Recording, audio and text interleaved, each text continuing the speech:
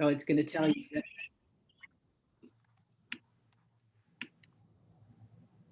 Carol, I'll be right back. Okay, 1, 2, 3. Katie Day, how come you I won't changed be. yours from Santa? Okay, my husband played Santa over Christmas family Zoom, and now I can't figure out how to get it to change permanently. So every call I go on, it says Santa. So So you just right click on your So- name. it's embarrassing because a few weeks ago I had to go on a Zoom call for this academy program that Delaney's going to be in the fall at Millard West. And it was all the Millard high schools and everyone that's going to be in it. And I log on and quickly realize that, oh shit, that says Santa. So I log off and I go back and I figured out how to change and I get back on. And the first thing the guy comes out of his mouth is, well, Santa, I'm glad you could make an appearance again. I'm like, oh my God. I need to spend some time and figure out how to get this to go away for good. So if anybody has any ideas. So you have to sometimes change it on each different Zoom on. Yeah, it's weird. Like it just automatically defaults to Santa. Well, Yeah, all I but know you have is- to just go back in and click it. of course, Krista has to point it out. Yeah. Thanks. Who needs enemies with friends like Krista? Thanks, Crystal. I'm just I hoping for some kid. presents this year, Katie. I'll remember you. You're on the naughty list right now, though, girl. Always. Okay, I think we're going to get started. And there's 38 of you on here, and many of you are not on camera. So if you please can be on camera, let yourself be on camera unless you're in some kind of very precarious position. You'll help everybody that's speaking.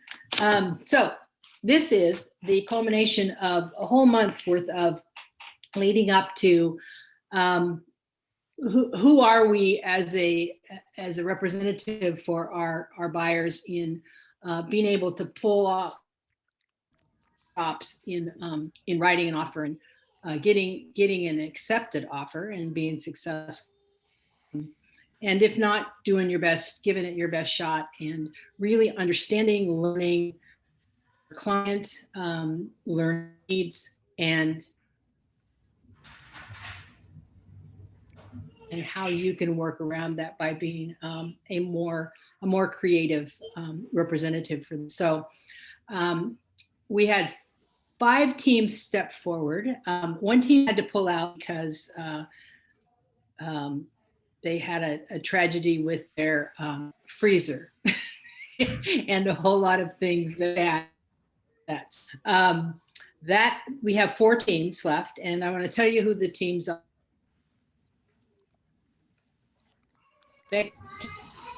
Chad, Amanda Taylor, and Alexis Troffels. Team Parker, Nicole Wilder, Katie Boyle, and Nancy Keene. If I made a mistake here with names or who's on whose team, please tell me. Team Carol, number 3 is. Excuse me for 1 second, Carol. I apologize. I don't know about the rest of you. Are you going in? Is she going in and out? Are you hearing kind of like every other word? I don't know if there's Yes, an internet. Yeah, I don't know if there's an internet connection issue, Carol, but I think I'm going to switch my internets here. So Tom, will you talk for just a minute while I do this? Sure. Yeah, I will briefly. I'm just going to switch to another. I was going to do this, but she isn't on right now. Could you kind of talk about the golf outing for people, just the day real quick? We wanted to make sure people understand you don't have to be into golf, and we just want people to go out and have a good time. Yeah. I'll be quick because I hopefully will get back on this. So Wednesday, that's that Wednesday, which is what, July 7th? Correct. That the day? Mhm. So Wednesday, July 7th is just kind of our party day where we've got passes for everybody. We also, everybody will get some money to buy a beer or whatever. So that'll be kind of fun. And then we'll have our tent for the people that want to be in the tent. We have 20 people. that can be actually in the tent. And so at any given time, we might have people that can come in and out of the tent because we can kind of transfer those lanyards. And the tent's got, you know, booze and food and all that kind of good stuff. So yeah, it's going to be awesome. You know, it's going to be just a really fun, beautiful out activity outside, just walking, just being with people. So yeah, you do not even, I would say that 80 to 90% of the people that are there not necessarily be golf aficionados, but it's going to be a beautiful setting and a lot of fun. So I hope everybody makes their way there Wednesday, because it's going to be a lot of fun for all of us to be together and just kind of hang out and enjoy the weather. I know it's a busy time of year, particularly because it's the week after 4th of July, and of course business is at a fever pitch, but we'd love to see you there. Where is it again, Audra, that they should see? Obviously you've emailed it several times to. Yeah, the link is on their email or on our private Facebook group. It's there a couple of times, or if you still have questions, you can email me and I will resend the link to RSVP. Basically, it's a party. Mhm. Okay, so with that, Carol, how are we looking? Yeah, I'm back. I think it's better now. I went to my 5G line. I don't know why it switches sometimes on me. So team number 3 is Kristen Lale, Jackie Berry, Angie Pedal, and Trisha Wise. And is Nicole Wilder on your team, or is she on the other team? Okay, all right, she is on April's team. All right. And then team number 4 is Julie Thurston, Katie Day, Glenn Weaver, and Kathy Shunk. And I'm going to kind of turn this over to the 3 judges who, thank you so much for being with us and helping us with this. And that would be Krista Luther, Raquel Walters, and Ben Schmale, who always tell me yes when I ask them to step up if they can.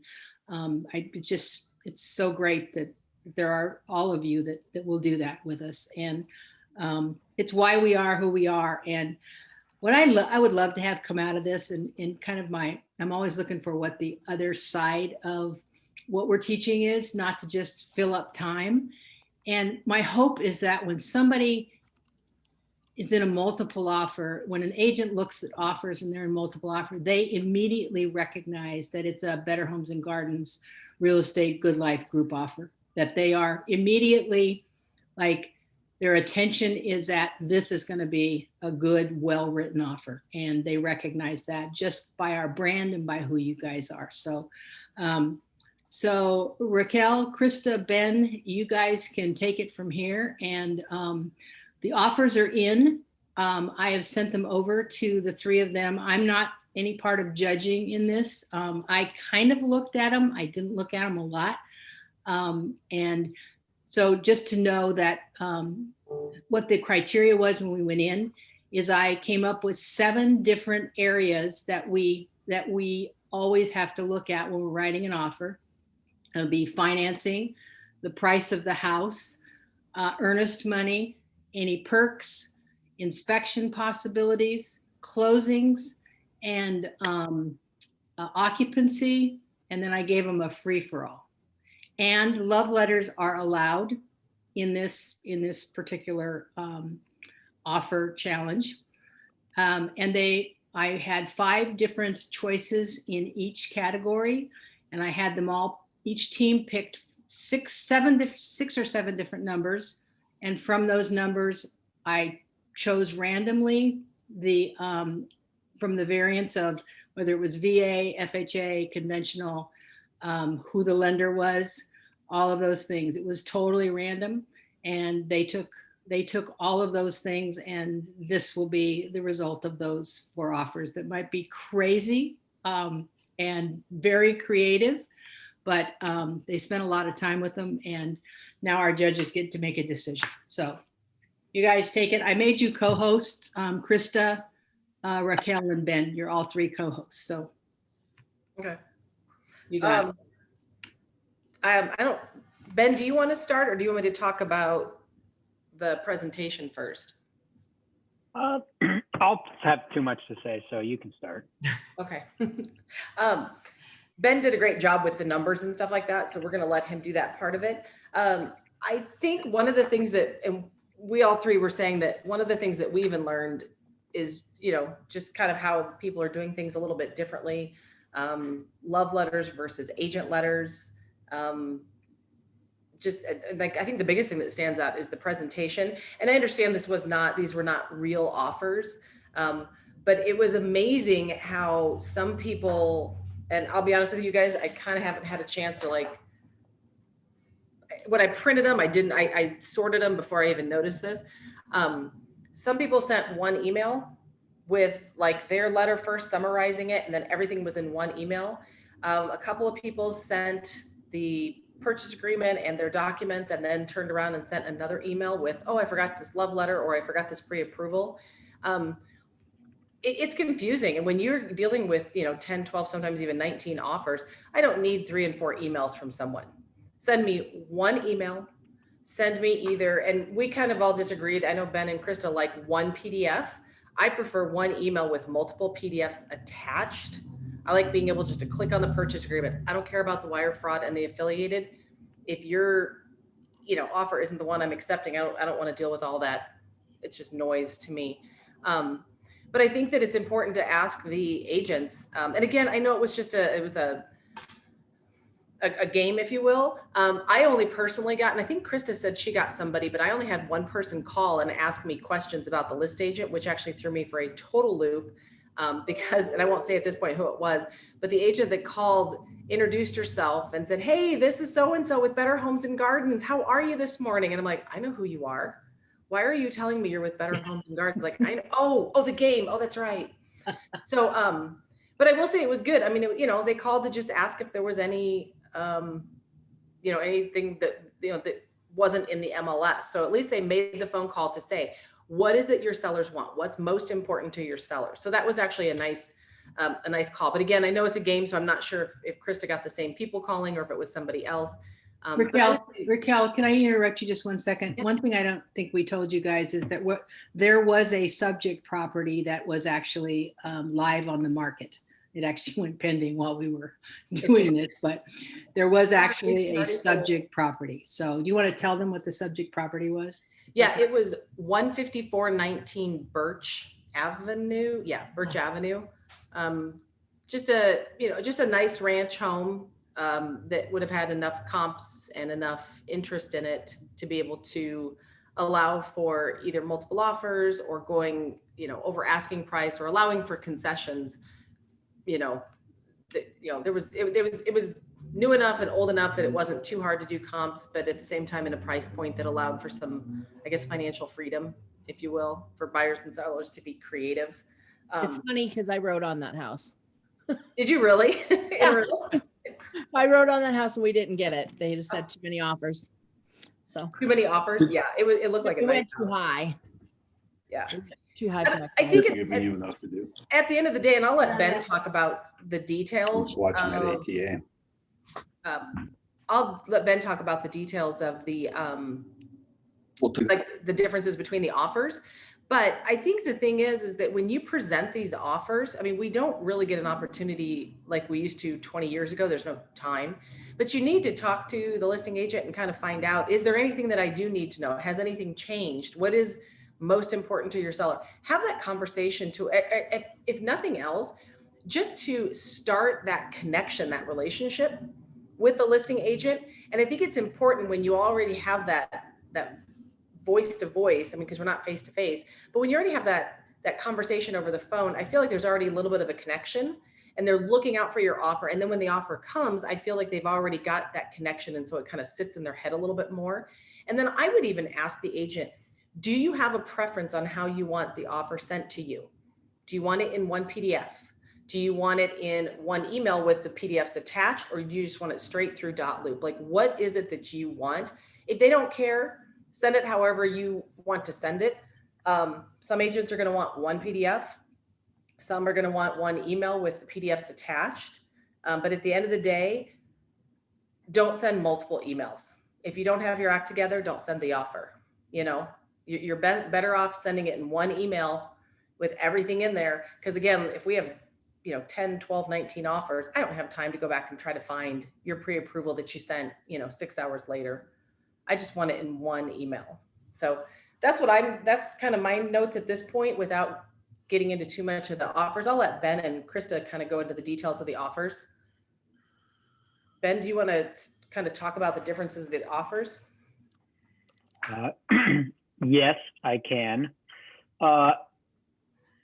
Before I do that, so that this is good learning for everybody, whether you wrote an offer or not, I'm going to there's some bullet points of things that I think are best practices to do or not to do that some people demonstrated and some did not.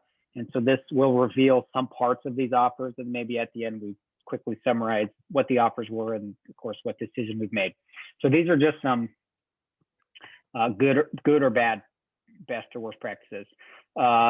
There was a lot of difference in the earnest deposit amounts, and I just made a note that said, honestly, a good earnest deposit is good enough.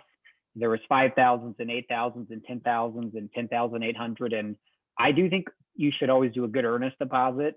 But some people sort of like did these clever numbers and things. As long as it's good, it's good. I wouldn't. There's too much energy, I think, spent on what's the right earnest deposit. If it's good, it's good. And so, anyways, some people tried to, I think, improve their offer by overdoing the earnest deposit, which at some point it really doesn't make the offer any better for the value.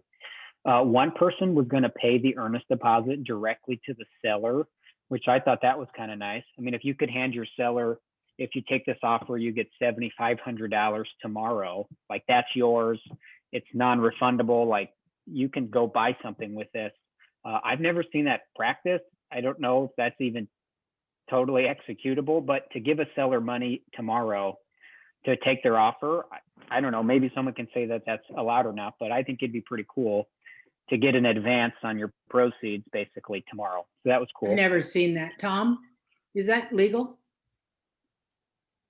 Yes, anything's legal so as long as it's agreed upon between the purchaser and the seller.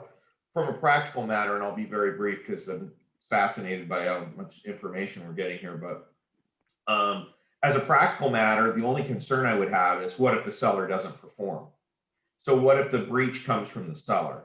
So if there's a title defect or something like that, then what happens to it? So if I was going to do that and make it directly payable to the seller, I would at least put a caveat that says that the earnest deposit that's paid to the seller is conditional upon seller's performance. Now, how the hell are you going to get the money back is the question.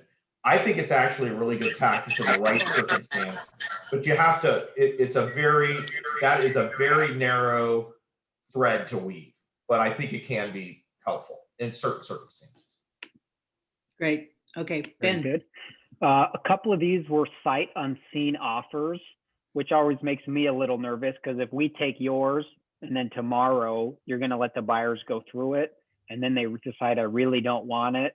And that day, the second place offer that we turned away for you might have would have bought something else. So, and so that always makes me a little nervous, but a couple of creative ways to thwart that concern is one offer had said, the buyer will preview this house within 24 hours. If the buyer cancels, they see it for the first time and choose not to buy it, the seller can keep half of their earnest deposit. And I think that might have been like a $10,000 earnest deposit. So you take a little risk and make sure, if the buyer doesn't like it tomorrow, you make $5,000 for nothing. But you may have lost the second place offer because in that day they had to get something too. But I just thought that was nice way to thwart that concern of what happens tomorrow.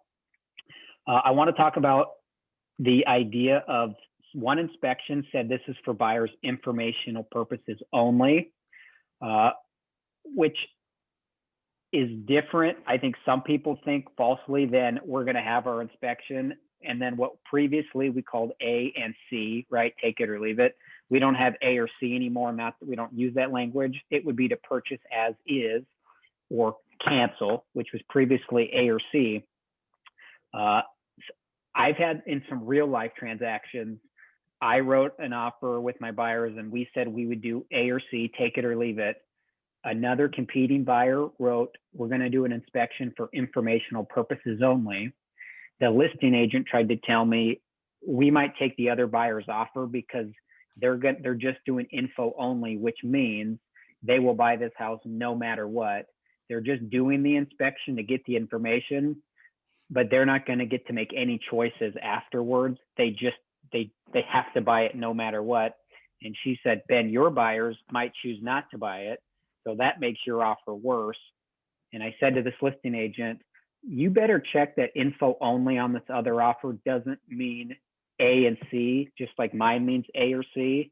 And so I think there's going to be some future confusion where you think the buyer's going to buy it no matter what, but the buyer thinks they get to take it or leave it because of the semantics of the term info only is unclear.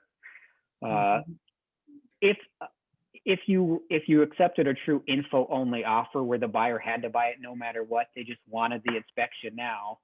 I asked this listing agent in real life, why would you let the buyer do it? If they have to buy it, it's just an annoyance to kick the sellers out of the house for 5 hours. Like, they should do it after closing because the info is not material to their ability to purchase the home. So anyway, some of these offers were take it or leave it. One was info only, which now I have a little hesitation. Does the buyer know what info only means? Or have they written that thinking I can get out of it? And I'm reading it thinking, no, they can't. So that, I think, is just a future gray area that we should be careful about. So I don't know if Tom has an opinion on just that, because of everything that came of that might be the most relevant to make or breaking real estate transactions is the semantics of the term info only. So Ben, I think you did an unbelievable job of characterizing that specific issue.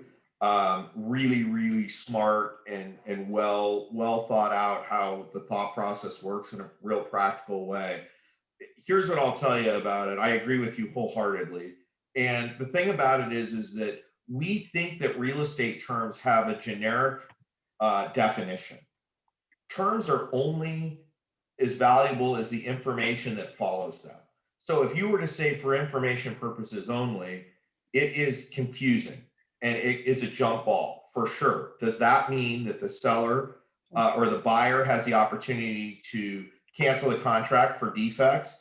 Or does it mean that they have to accept the contract? So if I was ever going to accept a contract and it said information purposes only, as a seller and a buyer or a buyer's agent or a list agent, in order to make sure it was clear, I would go on to say, in this inspection for buyer's information only, buyer may cancel for defects or they will agree to accept the house as is. But you need to define what for information purposes only means, because in and of itself, it's open to debate, which Ben said. So I totally agree that it needs more definition, and there isn't a universal definition. 1018 South 35th. I think it would be helpful out of all this, Tom, if, and specifically for that you brought up, Ben, is there so much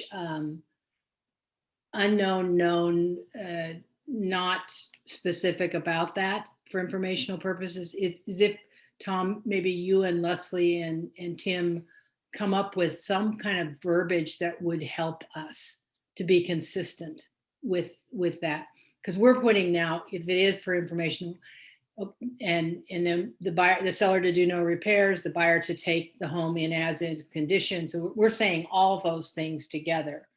Like, I know you're doubting this, but this is what they're saying. So I don't even know if that's correct. So a really well stated small amount of words that covers it would be great from you. Ben, go on. Yep.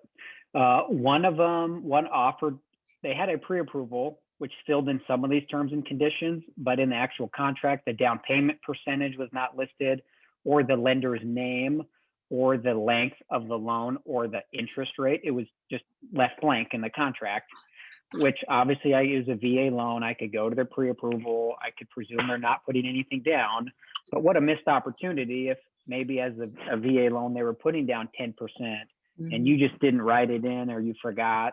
And now I'm thinking maybe the VA buyer doesn't have a lot of funds. They're already putting nothing down. And so there should never be blanks, basically, because there's some consequence to those terms. And one offer left those blank. In the love letter, if we're going to consider those valid. I did think it was nice. In the buyer's letter to the seller, they said, we'd love to pay for the cleaning of your next home. And I know that's a semi-popular idea to pay for the cleaning, but it almost comes across as like a strict real estate term and condition.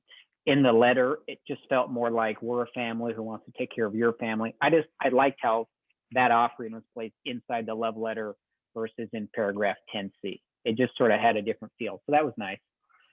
One offer, the buyer list, they checked none of the appliances, that they didn't ask for any of them. And then in paragraph 10C, but seller can remove all of the appliances if they would like, and buyer will replace with their own.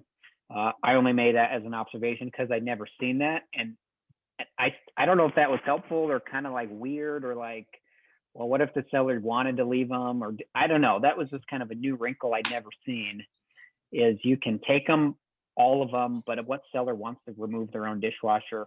It was neither here nor good or bad. It was just kind of a unique extra offering. No one provided proof of their earnest deposit check, which I get it. There was no real checks being written for this exercise, but even in real life, and I never have the buyer write their earnest deposit check, but it does always feel nice when you get the whole PDF of everything, and included is their handwritten check, like they've done everything they need to get this thing started right. And we'll put, hey, we'll get it in a couple of days if you really like our offer, which I'm fine with too, but it's a nice touch to just have the check at the very beginning. So as an observation made.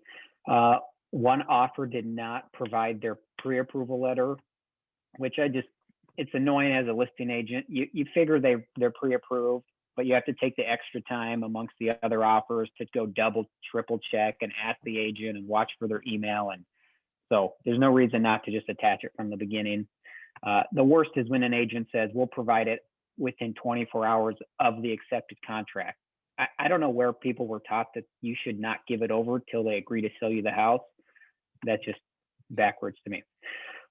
There was some confusing post-occupancy terms, because several granted post-occupancy for like 90 days. And one of it, there's a lot of words to read in these contracts, but at my first cursory glance was confusing to understand that there was 90-day post-occupancy, and rent would be, it said it got into some fractions of how they were going to split up the rent. Honestly, it just got kind of cumbersome to even try to decipher what rents might you or might not you be asking for compared to that one. I know it's an important thing to consider, but there might be a better place than in the contract to get into these detailed fractions of 1/30th of the mortgage per day. It just became confusing. So maybe there's a different place to work out that there's going to have to be some rent paid if it goes to 90 days. A couple sent a very detailed offer summary, and Raquel had alluded to that. It's nice to get the whole offer in a certain order, like one PDF, at least for me. I open up one document and I get a summary from the agent with all the terms, then their pre-approval, and then the offer. Sometimes you get it where it's like the disclosures first and then lead-based paint. And then it's like, I got to dig to try to find the consequential stuff, which is what the price is you're going to pay for this house. And it's buried on starts on page 11. So it's nice to have a summary. It's nice to have a summary first. That's where summations usually belong. Then the pre-approval, so you know you're golden, and then you get into the good stuff. When I do get a bunch of offers on a real life house, I especially like the summaries, only because, not that I would never not open a contract and just say, hey, it's not going to be good enough.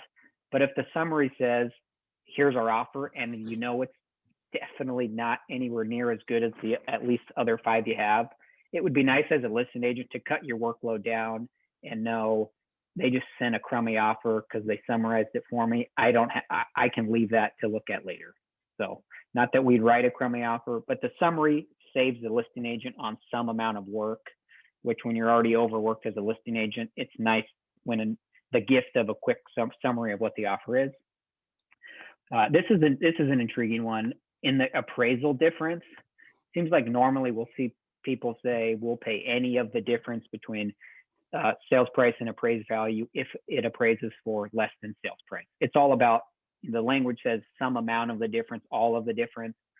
one offer said buyer to pay $10,000 over appraised value, which means the same thing, right? If a house is 100 and appraises at 90, if you're going to cover 10 of the difference, there's your 10. If you're going to pay 10 over the appraised value, so you get to the same thing. But they added a wrinkle that said, even if the house appraises at sales price, buyer to pay $10,000 over the appraised value. So there is no difference because it appraised, but they're still going to bring the 10. So in that $100,000 example, the seller's getting 110 because you agreed at 100, it appraised at 100. The buyer's still bringing another 10,000. So I had never seen, I'd seen that language written that way, but never that it extended up to if it actually appraises at the sales price.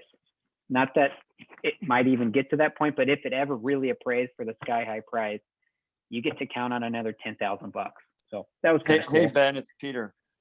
Yeah. Hey, Ben, it's Peter. Hey, just to mention on that, I think agents have to understand that if that $100,000 appraises at 120, you now have a client paying 130. Yeah, I didn't even think about the extra benefit if it came in over that. Anyways, that's just a. Yeah, Tom, We're you all kind of concerned grimaced too. What do you got? Yeah, just real quick.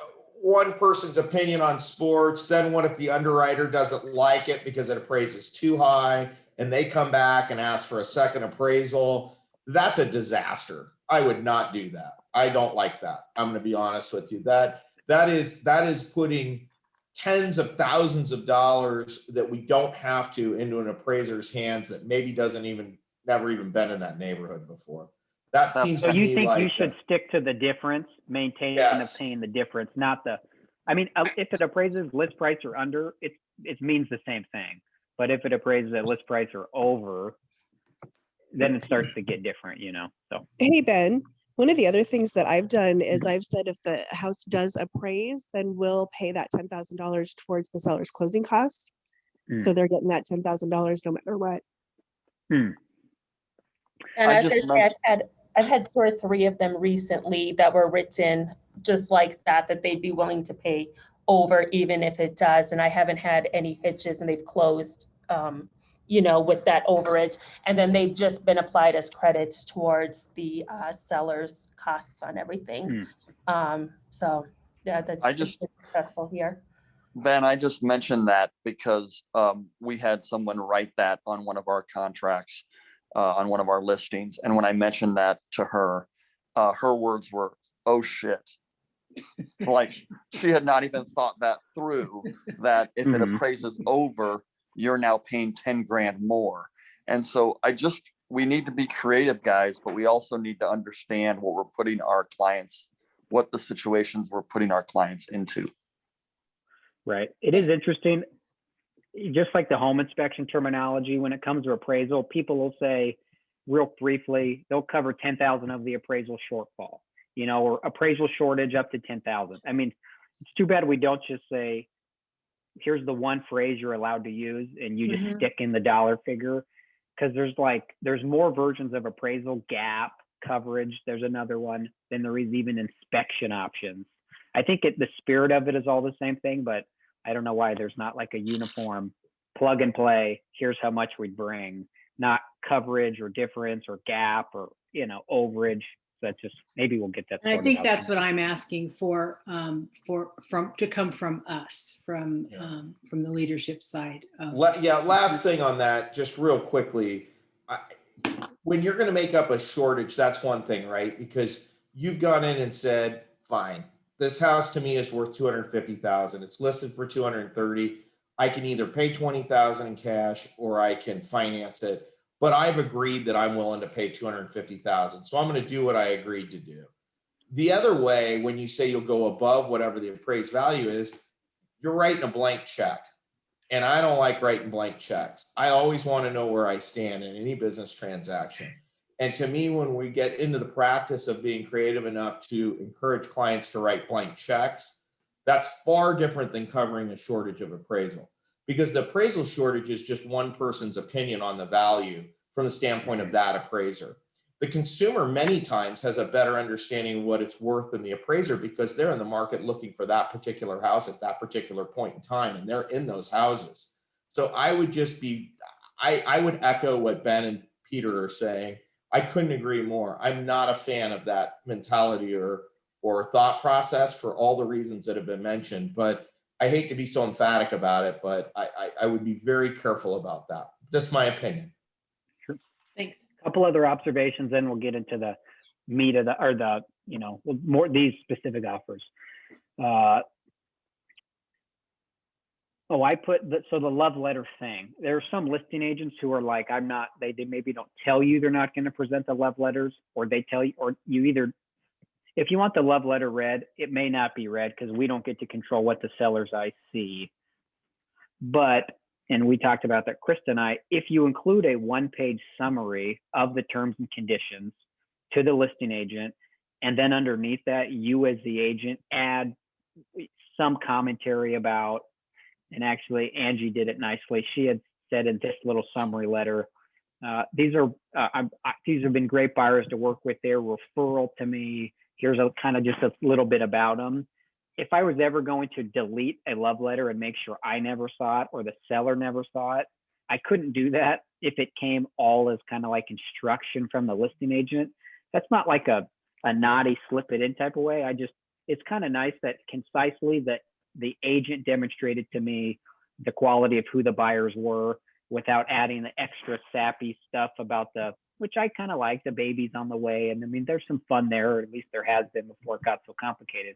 But if you want the seller to know something about the buyer, put it on the same page that defines what the contract terms and conditions are, because then you kind of can't get around it. I like that. I want to jump in really quick, Ben, if you're okay with that. I actually, just as a practice, I ask all of my sellers up front, if I get a love letter from the buyers, if we can wait until the negotiations are over. So I don't show love letters. I'm afraid of steering. I also I don't want that emotional. It's a financial decision. So I avoid that. So I just wanted to put that out there.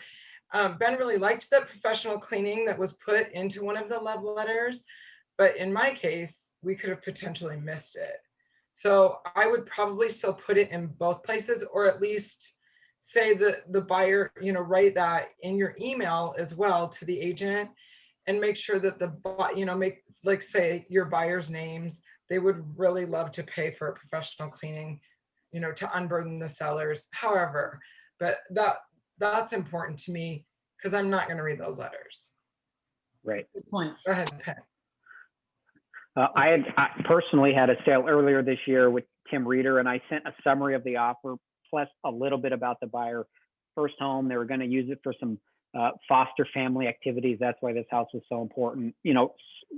Just real light stuff. And then Tim just said, what was so great about your offer, Ben? I could send that paragraph directly to the sellers, and they knew your entire offer without having to look through all the pages. And I didn't have to type up what your offer was. I just forwarded that paragraph you typed to me. And he just said, as a listing agent, we have to share these things with the sellers, but when you basically tee me up and I can just say, here's the offer we just got, just to read through the summary. That was one of the reasons that they picked our offer, was for the ease for Tim to get it with the seller. So makes sense. Okay, we got about. And that was it for observations. Yep, let's get into we'll get into the offers. So let's get into the offers and see who wins here. Yep. So here we go. I'm going to start at the bottom and work towards the top. You don't need to know all the terms and conditions, but the things of consequence. We had one offer at $360, but they were asking the buyer the buyers were asking the sellers to pay like $10,000 of their closing costs. So a $360 offer with closing costs being paid. They offered some flexibility with post-occupancy, but of what is of real consequence is that the offer was really $350, which was our lowest one. I get it that you were given a grab bag of terms and conditions and sort of stuck with what you got. You didn't get to persuade a buyer to pay more. You had to do what you were kind of told. So that was the lowest one, was netting about $350. After that, we had an offer that was written at $350. The buyer was going to pay $14,000 of the seller's closing costs. So that gets us to 364. Plus the buyers were going to give the sellers a $10,000 credit to Nebraska Furniture Mart. Maybe Tom can talk about how that's even executed, maybe a gift card, I don't know. So if we throw in the gift card allowability there, then that makes the offer 374. So we have a 350 rough net there and a 374. So those are the terms of real consequence. The next two offers became very similar because we as sellers put in a couple of guidelines for ourselves. So I'm going to start it what the best one was. And then the second, I'm going to just give you the math. It's not our decision yet. It's just the math. One offer said, we're going to write it at 360. We'll escalate by $2,500 up to 414, but you have to show us proof of the competing offer. So we'll go up to 414 if there's another offer that gets us there. We'll pay $20,000 of the seller's costs. So add 20 to that. And then they'll cover, when it regards to the appraisal, they'll pay $10,000 over the appraised value. So they didn't say the difference. This is we'll pay over the appraised value. They gave us a proof of funds of $200,000. They used Rocket Mortgage. One, I don't know if it was concerning, but observation, they listed the interest rate at 4.5% on a 15-year loan, which we of course know would generally be lower than a 30-year. Sometimes the higher the interest rate, it's punitive to the buyer because they're a big mess, and so they can get their loan only at a really high interest rate. We did not call and ask specifics to these agents, but in real life, I would wonder, is this buyer qualified? They obviously have the money and the income, but are they actually a little bit on the rocks financially if they have to, on a 15-year, take out a rate that's 2.5 times, or 2 times what the market average is? In real life, we would have asked about that. So that gave us a little pause for concern. So there's that offer. And then the other offer is, and we're going to talk about the two comparisons of these quickly. The other offer is written at $402,500, and the buyers would pay $7,000 of the seller's costs, and they would cover any difference if it did not appraise. So you get the cost in there, so $409,500, and we'll cover any difference if it doesn't appraise. So that's sort of the nuts and bolts of that particular offer. So now we can use that one to work with the escalation clause. So that offer I shared previously, they would go up to 414 if we had a higher offer. We did not, our best offer was 402,500. So we could take that previous offer up to 405. They would do 405. Then they would pay $20,000 of the seller's cost. So that makes it a 425 offer. And then they would pay $10,000 above the appraised value. And we never even fantasized until Peter brought it up, I guess.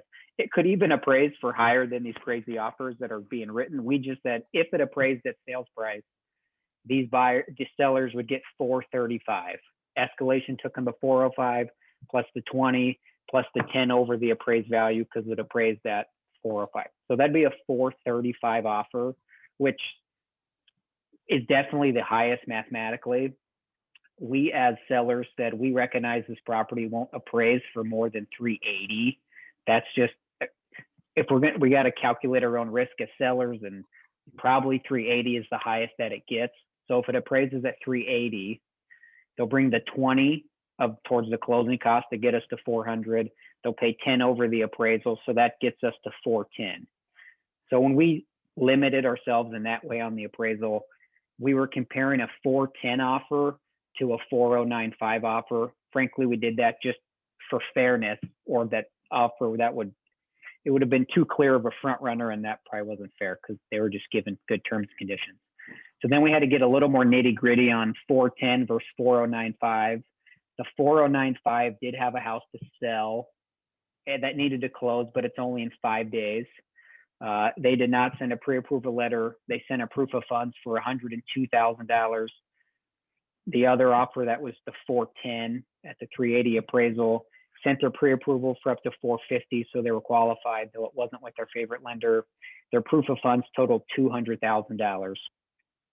So ultimately, we chose that one that was sort of the clear front runner, even when we limited the appraisal to 380. So that was April Tucker's offer, appraise at 380, but they pay 390 plus bring the 20. Obviously their inspections tomorrow and their walkthroughs tomorrow. They're going to make a decision tomorrow.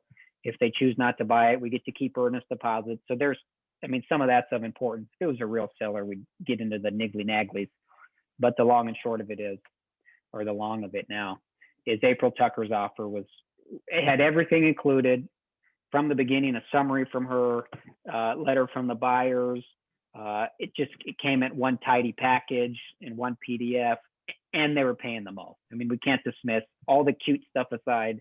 If the seller gets the most amount of money, then we're probably going to guide them to choose that. So that'd be the April Tucker team. Wow, that's April Tucker, Nicole Wilder, Katie Boyle, and Nancy Keene. And so congratulations to you guys. Congratulations to all of you. I mean, that was an amazing amount of information that was that in so many different variables, and any one of those offers could have been an accepted offer, which is proof that you guys are really getting this all. Krista. I was just gonna say, my hat is off to you, April, and your team. In your letter to us in the email, I absolutely love what you did as far as like creating that team. You know, Mary Gusta from Green Title, she's, you know, buttoned up, absolutely.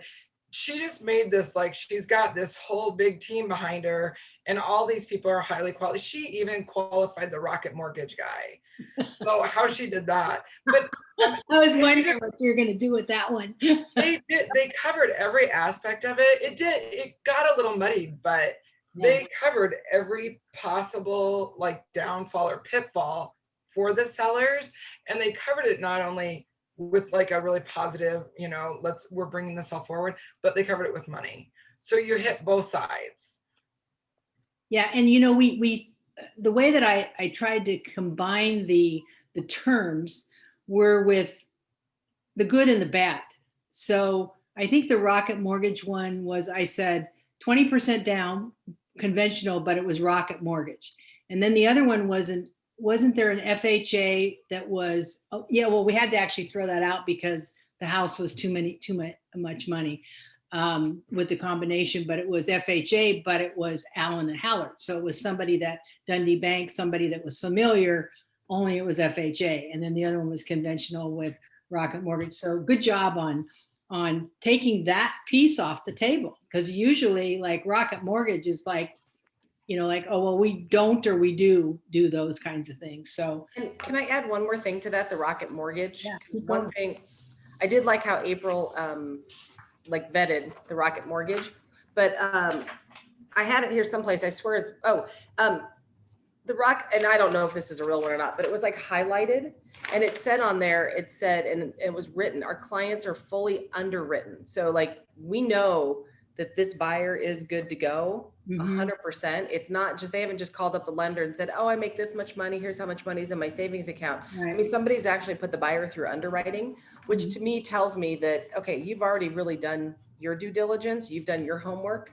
And that's how she kind of said, look, I know it's with Rocket Mortgage, but everybody's good to go. Yeah, you know, that's a very, very important point. So any other feedback from any of you that participated in this, which again, thank you to every one of you that did this. This is going to be a recording in our library that I think will be watched over and over and over again. And it should be one of our basic classes. So I personally learned a lot from it.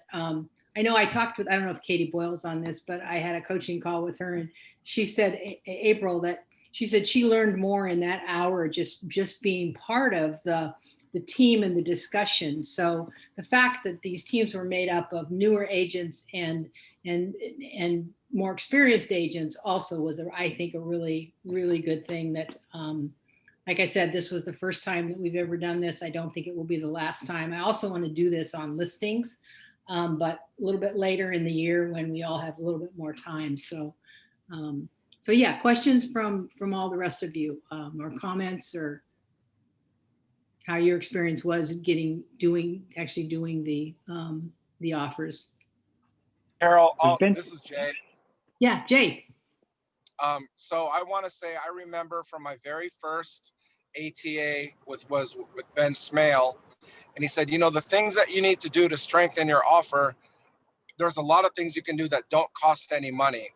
And I think because of that, I always use the phone call approach.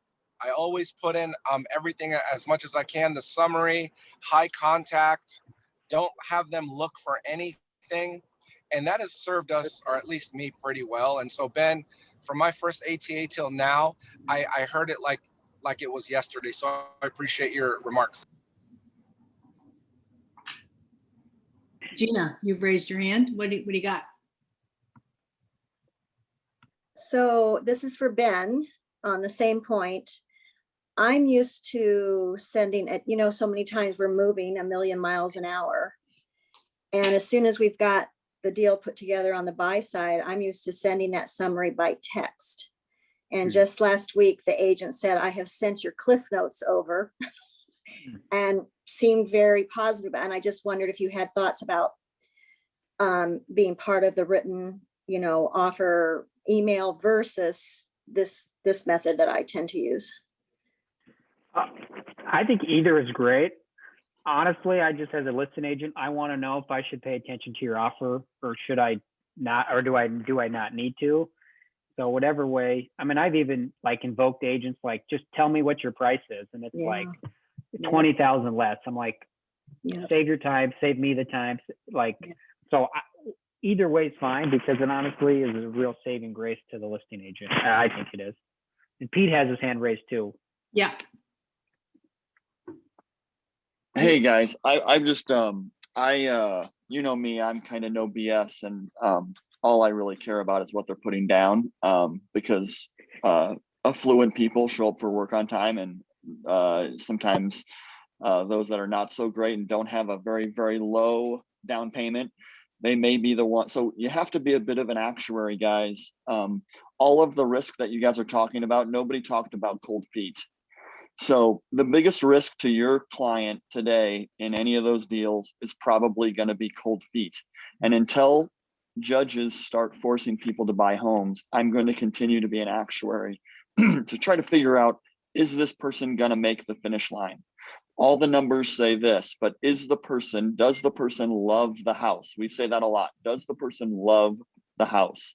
And are they doing things that we've seen in the past that create red flags? And are we seeing those red flags? Not that you can do anything about those red flags, but you can store those away as a realtor and kind of, I just think that when you're looking at offers, just remember that somebody putting 30% down on a $300,000 house is quite a bit, and has $90,000 in the bank, is quite a bit different than somebody who is putting nothing down, or very low down payment. So just remember, I think people ought to take that into consideration. The big picture. Well, they're not going to care about repairs, Right. and they're probably not going to, and they're not going to care about the appraisal, because they have 90 grand down on your $300,000 house. Why would they care about what an appraiser thinks? So I think you just have to think about the idea that you're kind of an actuary, guys. How did the agent act? Is the agent experienced? Do they, you know what I mean? That type of thing. So take everything into consideration. I'm glad we did this because it really went through so much, but there is a side to this that I think you'll find if you've been in real estate long enough, where you start to see red flags that you've seen before, and getting to the bottom of those red flags is sometimes your job. Well, and I think the biggest part of this exercise too, from both ends, Pete, is as the buyer's agent, not necessarily the seller's agent, we're hearing back from the seller's agent, but as the buyer's agent, people come to you with red flags. And so how do we turn those red flags into green flags? And I think that's really more of what I was hoping to be able to get through with all the different scenarios. I could create a perfect buyer to show up in front of me, but they show up and they have certain limitations that, that we really try to work within. So how do we do that and still get them their house? And I think hearing back from like your side as more listing agent and from the listing agents who are the judges gives us an insight to what we're really looking at and how much we help guide the sellers. But ultimately the sellers are the ones that make the decision, but they're looking to us as the trusted advisors. So both sides of this have been amazing to listen to. I think Nicole Wilder, you had a comment back. You there still?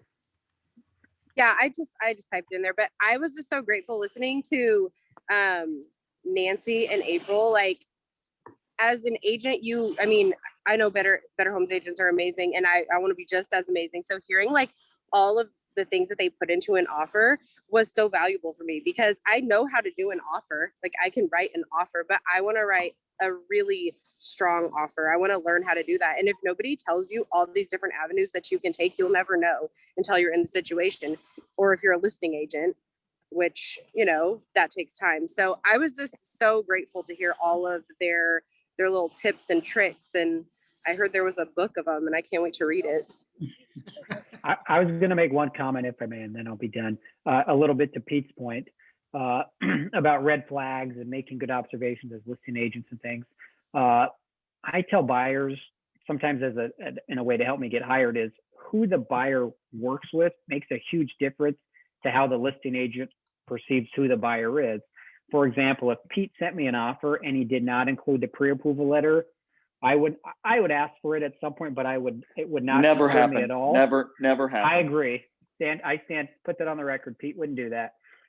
If it did though, I just know Pete would never spend his time working with a buyer who's not approved, because Pete's too good of an agent to do that.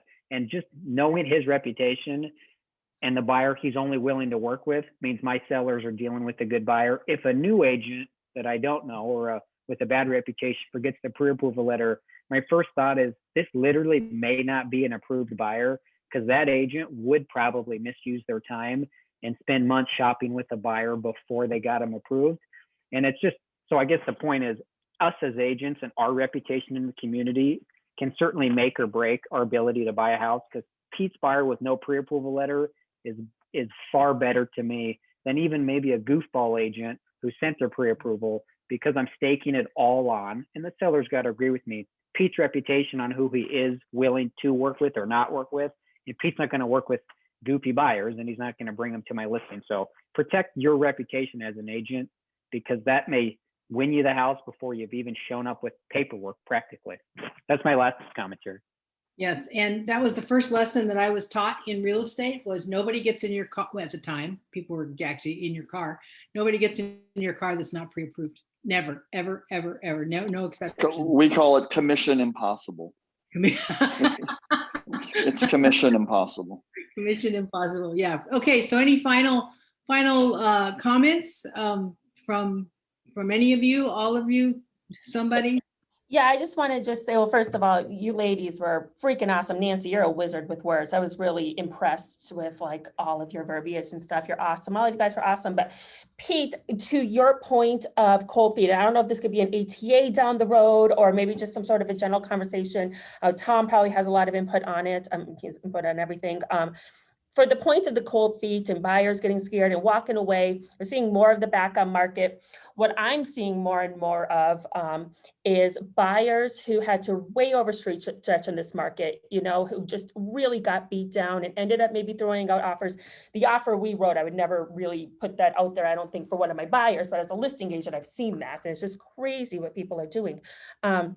What I'm starting to see now that these closings are happening is buyers coming back after closing, and they feel like they way overpaid for this house and they threw everything at it and they waived home inspections and whatnot. And all of a sudden they're in that house and they're going, well, we want to go after the sellers because they didn't disclose this. And we saw this issue, and how do we go after them? And these phone calls are starting to come in fast and furious. I'm noticing, hearing it from lots of agents, are panicking. They said that they found this issue and now they want to go after them.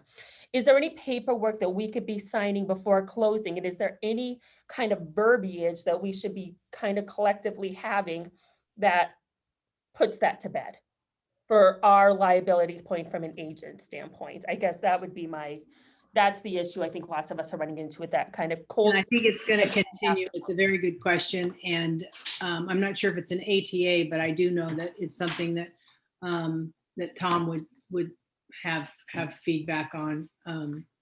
Tom, we're always going to go to you. Sorry. So this is Kristen. I just wanted to add, I wanted to add to what April was saying. I think it comes down to really us explaining to our clients what it means for all of those terms and what they're putting themselves at risk for if they choose to not do a home inspection, if they choose to not, or to go so far over list price.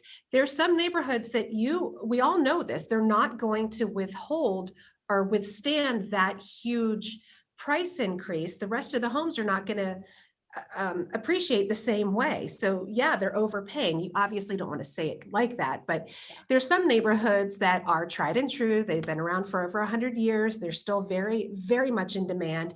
When you maintain the house, they're going to keep that equity.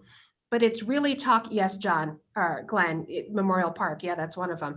But it's definitely one of those things where it comes down to your responsibility of teaching your client what that means and what the risk is that they're taking, then maybe having something else. But I see a lot of realtors with other brokerages who are like, oh yeah, we passed up the whole home inspection. We don't need one. It looked good to me. I never, ever, ever allow my clients or ever tell my clients to say, just skip the inspection. You don't need one. But I think the main thing that April's alluding to and that the question will still be out there is, yes, we can say that we've educated them and we've talked to them, and maybe we have a recorded Zoom interview where we've talked about that. Maybe we keep that. But the other thing is having something documented.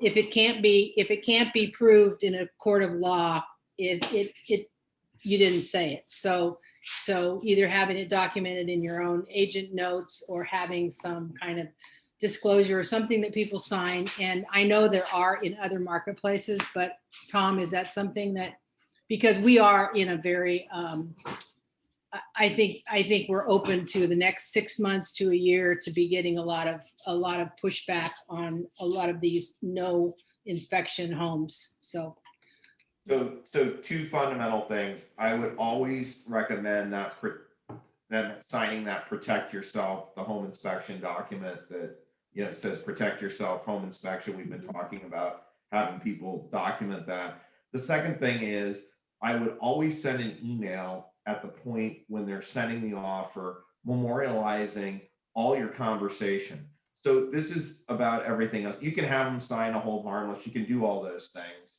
But at the end of the day, all you really need is to document and memorialize the conversation and the expectation that buyer has. So they can't have convenient memory loss when it doesn't materialize in the manner that they wish. So if you had an email that said, here are the liability or the pitfalls with proceeding under this auspice. If you don't have a home inspection, there are potential for material defects that could cost you money down the road. Just memorializing the specifics of it. Homes are, don't always go up in value. We saw that in 2009. They can potentially go down in value. So you have that vulnerability relative to the price not holding its value. So going through kind of the verbal conversation that you've had and memorializing that in an email and tying in some of those pitfalls and sending it to them prior to offer submission will give you really adequate, an adequate framework and a stable foundation for setting expectations. So they can't say, well, you told me, that the house was going to be fine. Well, you said more than likely, if you send an email that specifically identifies any and all pitfalls associated with the offer, and you put that in there, and I'm not saying, the sky's falling language, but you memorialize specifically what your opinion is, your honest opinion, because here's the thing about it. It is a marathon, not a sprint. And I hope we all plan on doing this for a long, long time. So my opinion is that I would rather lose a deal than put a deal together that I know is not in the interest of my client, because ultimately ultimately we're going to find them a house with terms that they can live with. So we should not be shoving them into a situation that we think is not in their interest. And if they demand that they want to be placed in that situation, we need to be on record via email suggesting what the potential liabilities are for that. So in the event they come back, it's very clear to them what their expectation should have been. So that's the way I will identify. Do we have something that would be a template, a basic template that we could use? Because not everybody is able to put things into the proper language that doesn't cause something that, they failed to say something, or is there something? Or I would be very happy to ask some of my out-of-state colleagues who are using something like that for maybe some verbiage that Yeah, I mean, I think we could certainly type some sort of template or email. I think what would be smarter is to talk about concepts and then maybe put the language in for that particular discipline or concept, because every situation is unique. So the biggest thing are, right, taking the house as is. That's the biggest thing. And then value. Those are the two, that's 90% of it. And then there's some other things. But I think the other things that would be valuable is identifying to the point, like, do they really understand, hey, I've got to make up the difference in this appraisal shortage? And oh, by the way, have you identified that you actually have the cash to do so? Which is, by the way, a realtor got in big trouble with the real estate commission in Nebraska because they had knowledge that their people didn't have the cash to make up, or should have had knowledge that their people didn't have the cash to make up the shortfall from the appraisal and the cash shortfall, and they didn't have the cash to do it. So identifying those specific things, but I'm happy to put an email together, but there is going to ultimately be some nuance to it. That's just the nature. Exactly. But maybe something that at least has the basics in a template form in the right language. So that was great. Okay, we've gone way over. Thank you so much for everybody who contributed. I hope you guys got something out of this that we'll be able to use. I know I learned a bunch, and I'm going to be a student till the day I die. So I love that all of you are so open and honest, and that you gave everything that you could to this. So I appreciate it. We had 45 people on the call today. Next week, ATA, we're taking a break because it's right before 4th of July. And I know that a lot of people are going to be out of town or leaving out of town, and everybody's busy and trying to get things done. So we'll see you the week after that. And if there's ever anything I can help any of you with, please feel free to reach out. I'm always here for you, as are all the other people who are in this company. So Tom, final words? Magnificent. I mean, just absolutely magnificent exercise. I can't tell you how appreciative I am for the participants. Carol, was a great idea. The judges were fantastic. I think the participation of the teams and the thoughts were really great. I'm looking forward to figuring out what the prize is going to be, and we're going to do that. It's going to be a good prize. To lunch, Tom. Whatever you want to give them when you're there is fine. But that's right. Okay. Well, we're going to do that. They get your attention. Everybody, it was really awesome. Thank you. Thanks, Carol. An hour of your attention, Tom. That's valuable. Thanks, guys. Appreciate everything. Thanks, Carol. Thanks, Tom. Okay, bye-bye. Okay, bye. Bye. Thank you.